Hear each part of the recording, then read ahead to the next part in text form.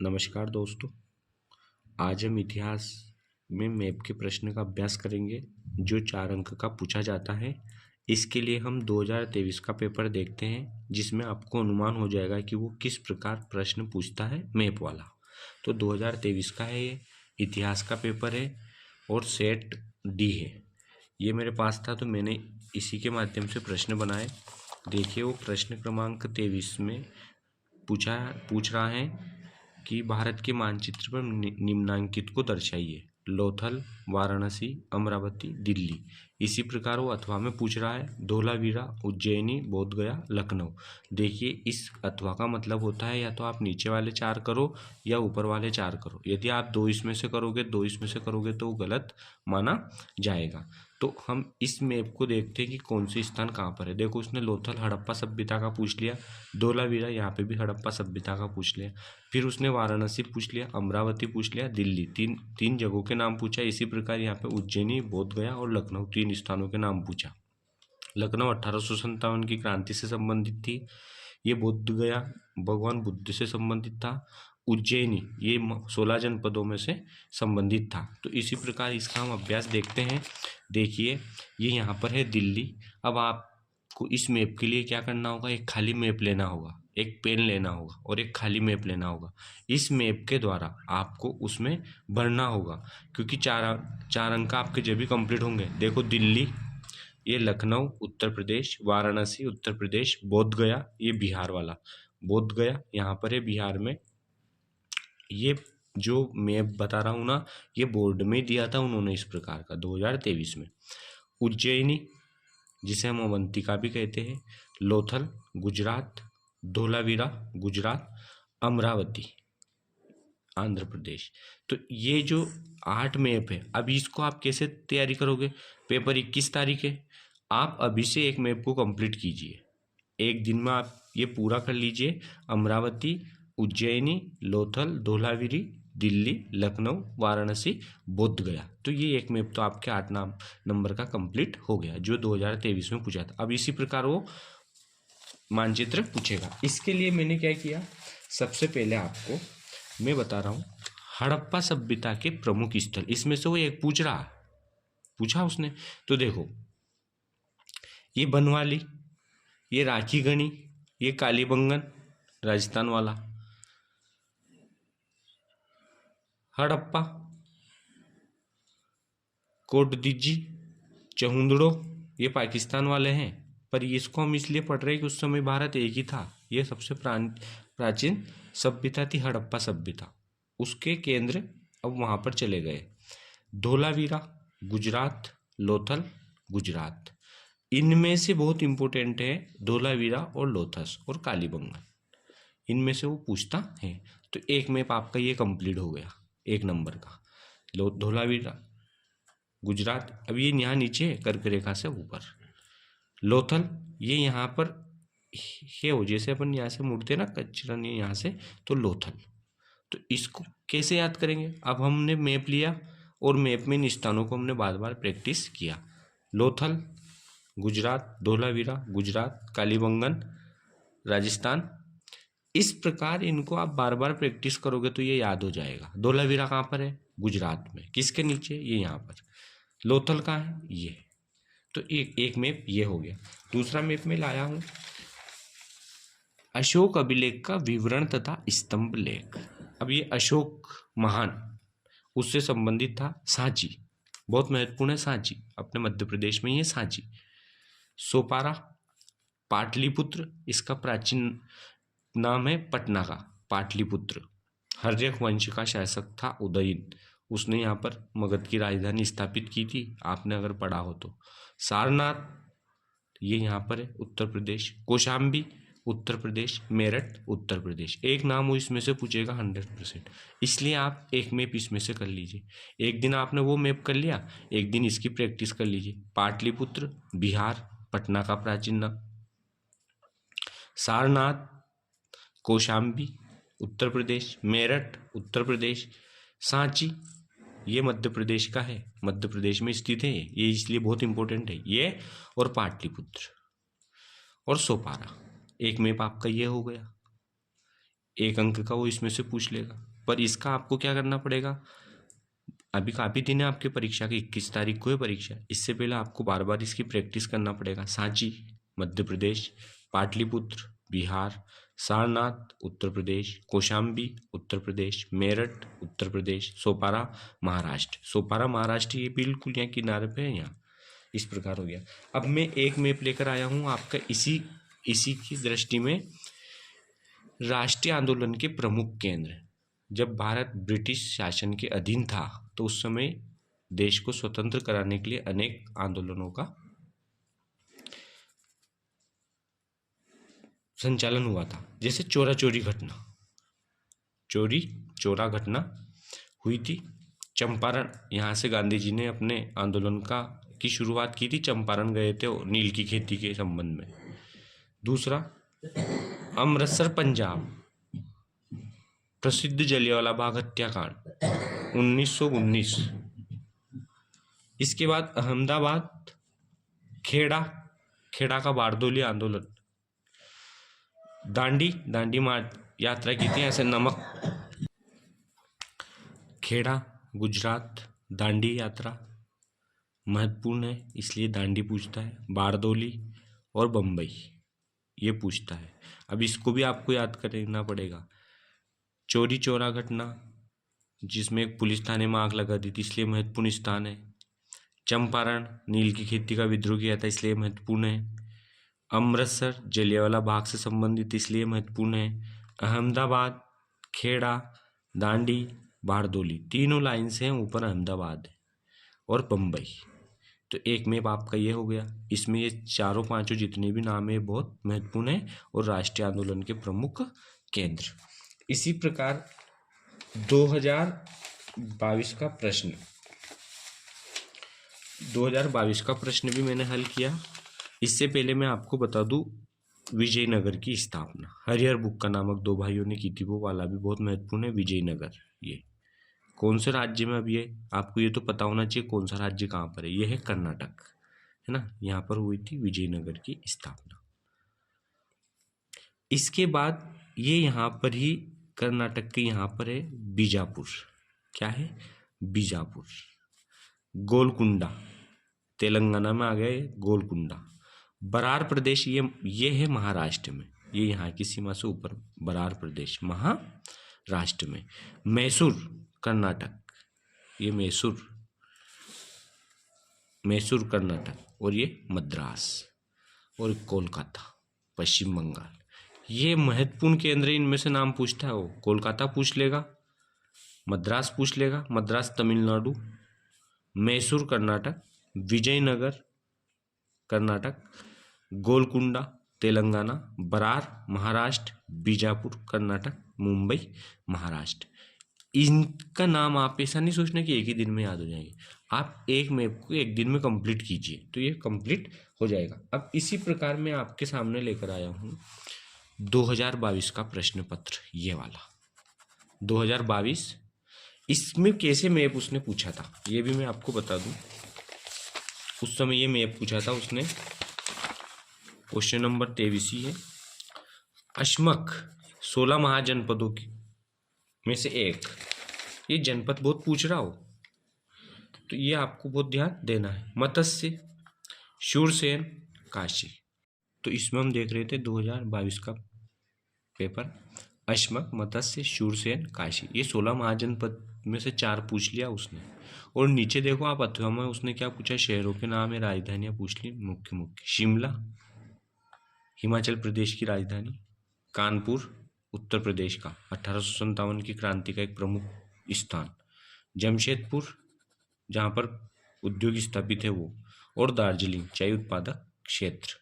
ये क्षेत्र अंग्रेजों के ब्रिटिश शासन से संबंधित है इसलिए उसने सारे के सारे नाम पूछ लिया। और जमशेदपुर एक क्षेत्र है, औद्योगिक क्षेत्र, इसलिए उसने पूछ लिया। अब देखिए आप, ये अश्मक जो है वो बिल्कुल बॉर्डर पे है, एक तरफ से कर्नाटक, एक तरफ से महाराष्ट्र और तेलंगाना। ये 16 महाजनपद वाला एक क्षेत्र था ये अश्मक। कहाँ की बॉर्डर पे ये? महाराष्ट्र, तेलंगाना, कर्नाटक। इनके बॉर्डर पे। अवंती उज्जैन, इसमें कर्क रेखा थोड़ा ज़्यादा ऊपर दे दी, पर ये अवंतिका उज्जैन। ये चेदी ये यहाँ से, ये वाला जो एरिया है ना, ये उत्तर प्रदेश का है, ये याद रखना आप। ये यहाँ पे चेदी। मत्स्य राजस्थान, शूरसेन उत्तर प्रदेश, काशी ये यहाँ पर है काशी, ऊपर वाराणसी और मगध। ये तो हो गए 16 महाजनपदों के कुछ जनपदों के नाम। अब इनके स्थान देखिए, कानपुर, ऊपर लखनऊ आ गया, नीचे कानपुर। शिमला हिमाचल प्रदेश की राजधानी शिमला। दार्जिलिंग ये पश्चिम बंगाल का है, चाय उत्पादक क्षेत्र दार्जिलिंग। इसके बाद कानपुर हो गया, वाराणसी हो गई, मगध हो गया, काशी हो गया, और ये जमशेदपुर झारखंड में जमशेदपुर। इस प्रकार ये मैप आपका कंप्लीट हुआ। अब ये मैप वर्क तो कंप्लीट हुआ, और कंबोज ये है आपका कंबोज वाला एरिया, ये यहाँ पर श्रीनगर में कंबोज, शिमला, मत्स्य, शूरसेन, लखनऊ, कानपुर, काशी, वाराणसी, मगध, जमशेदपुर, दार्जिलिंग, अवंती, चेदी, अशमक। ये मैप आपका बहुत इंपॉर्टेंट है, क्योंकि 2022 में भी पूछा गया, तो इसको आपको बहुत अच्छे से करना है। क्या पता वो 2 या 3 नाम इसी में से पूछ ले। अब मैंने इसके साथ में थोड़ा सा आपको 2022 में मुझे प्रश्न अच्छे लगे, 23 बीच में निकल गया ना, तो ये पूछ सकता है वो। तो मैंने क्या किया, इनके कुछ उत्तर मैंने आपके सामने, मैं सोच रहा हूँ कि आपको बता दूँ, ताकि आप इसका रिवीजन कर लो। अब रिवीजन में क्या है, सबसे पहला प्रश्न है, पाटलिपुत्र किस साम्राज्य की राजधानी थी? ये थी मगध की। किसकी थी? मगध की। पाटलिपुत्र किस साम्राज्य की राजधानी थी? तो मगध की। और ये उदयन जो अजातशत्रु का पुत्र था, उसने सबसे पहले मगध की राजधानी के रूप में पाटलिपुत्र स्थापित की थी। तो पाटलिपुत्र किस साम्राज्य की राजधानी थी? मगध की। कौन से वंश को उनके मातृ नाम से चिन्हित किया जाता था? सातवाहन वंश को। किसको? सातवाहन वंश को उनके मातृ नाम से चिन्हित किया जाता था। गौतम बुद्ध का जन्म कहाँ हुआ था? बहुत इंपॉर्टेंट क्वेश्चन। लुम्बिनी में हुआ था उनका जन्म। शेख मोइनुद्दीन चिश्ती की दरगाह कहाँ स्थित है? अजमेर। कहाँ पर थी? अजमेर। अबुल फजल कौन थे? अब देखना यहाँ पे, अकबर का दरबारी कवि बिल्कुल था, आईने अकबरी का लेखक बिल्कुल था, अकबरनामा का लेखक था, उपयुक्त सभी। अब आप क्या करते हो, एकदम देखा अबुल फजल कौन था, आपने ए लगा दिया और बाकी को ऑप्शन को नहीं पढ़ा, ये गलत हो जाएगा। सारे ऑप्शन को आपको आराम से पढ़ना है और उपयुक्त सभी पे लगाना है। संताल विद्रोह का नेता कौन था? सिंधु माझी। ये संताल विद्रोह का नेता था। इसी के बाद आप देखिए रिक्त स्थान, सेंट जॉर्ज किला किस शहर में स्थित था? ये जो सेंट जॉर्ज जो किला है वो चेन्नई में स्थित था। कहाँ पर था? चेन्नई में। चंपारण सत्याग्रह द्वारा किया गया? गांधी जी के द्वारा। खान अब्दुल गफ्फर खान को सीमांत गांधी किस नाम से? सीमांत गांधी के नाम से जाना जाता था। भारत देश में 15 अगस्त 1947 को स्वतंत्र हुआ। कुरु महाजनपद की राजधानी थी इंद्रप्रस्थ। भगवत गीता में श्री कृष्ण ने किसको उपदेश दिया था? अर्जुन को। सुल्तान जहां बेगम भोपाल की शासिका थी। और ऐसा पढ़ने में है, लेख है कि ये जो सुल्तान जहां बेगम थी, उसने सांची के निर्माण में भी महत्वपूर्ण योगदान दिया। और सांची किससे संबंधित था? अशोक से। तो ये रिक्त स्थान हो गए। इसी प्रकार आपके की जोड़ी देखिए आप, वी.ए. सुखंथाकर, ये थे महाभारत का समालोचनात्मक संस्करण, इन्होंने किया था। इसमें आएगा पहला विनय पिटक। विनय पिटक में बुद्ध की शिक्षाएं एवं नियमावली का वर्णन है विनय पिटक में। सिंह शीर्ष सारनाथ, सिंह शीर्ष जो एक अपन देखते हैं ना नोट पर, सिंह का शीर्ष वो यहाँ से है। रेयतवाड़ी औपनिवेशिक राजस्व प्रणाली, जो टैक्स वसूलते थे वो वाली है। अमीर खुसरो मध्यकालीन महान कवि एवं लेखक था। शंकर देव कीर्तन और सत्संग को मानने वाले एक। निम्नलिखित प्रश्नों का उत्तर एक शब्द अथवा एक वाक्य में दीजिए। लिंगायत संप्रदाय वीरशैव में किसकी पूजा की जाती थी?